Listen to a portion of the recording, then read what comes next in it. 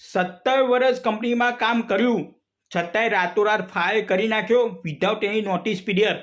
એમેઝોનના એક એમ્પ્લોયનું કે એવું છે 17 વર્ષ સુધી એમેઝોનમાં કામ કર્યું, દિવસ રાત કામ કર્યું, ફેમિલીને ટાઈમ ના આપ્યો, છોકરાઓને ટાઈમ ના આપ્યો, છતાંય આ લોકો કોઈ વિચાર્યું નહીં, ફક્ત એક જ મેસેજ કર્યો અને ફાયર કરી નાખ્યો.